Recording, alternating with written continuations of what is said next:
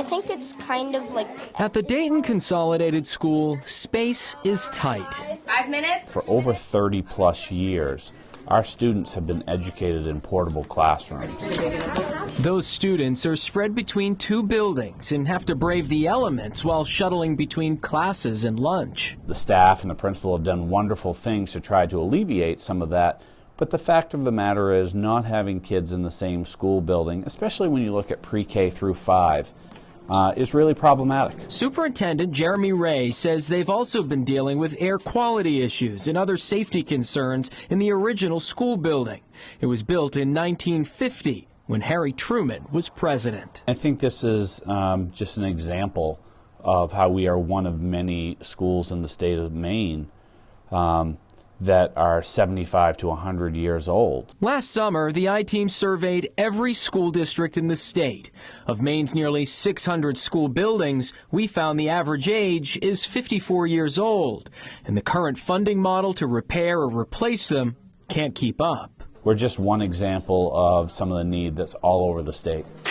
Dayton is now one of 96 schools hoping to receive a share of the state's limited funding. They've all applied for the latest rating cycle of the Major Capital School Construction Program, which most districts rely on to repair or replace buildings.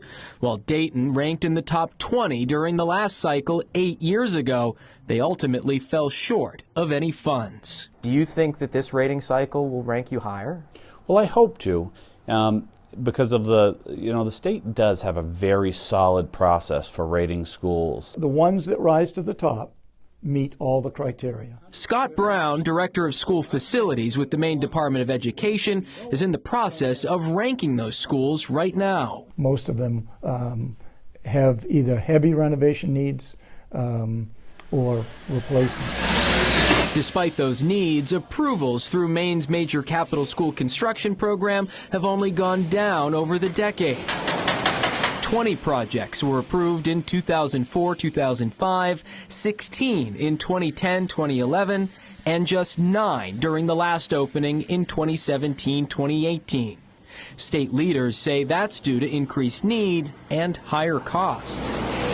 There were 9 schools chosen the last time. Right. Do you expect it to be any more? You know, it all depends, Dan, on the governor's commission and maybe the size of those schools. One very large high school could take up a lot of money, so you could build fewer schools.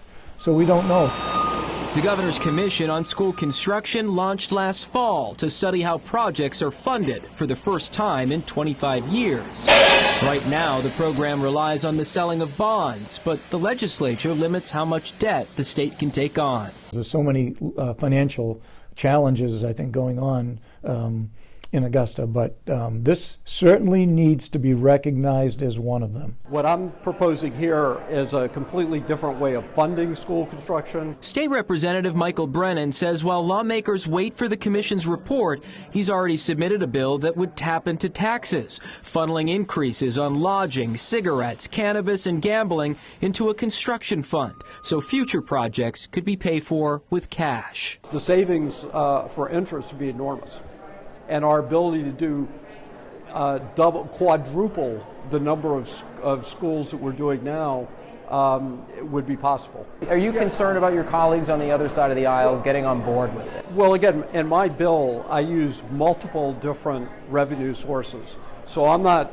reliant just on cigarette taxes or on one particular source. To make the funding go further, there may also be difficult decisions around school consolidation, after a new report from the Maine Education Policy Research Institute found school enrollment declined 20% from 1991 to 2020.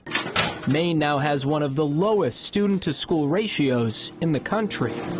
Our biggest single problem is we have too many buildings and too few students. You're going to go up to the iPad. For communities like Dayton, closing their neighborhood school isn't an option. It's really part of the identity of the town.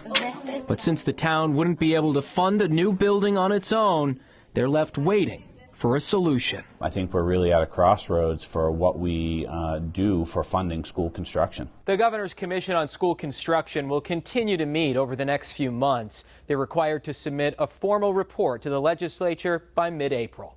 For the I-Team, I'm Dan Lamparello.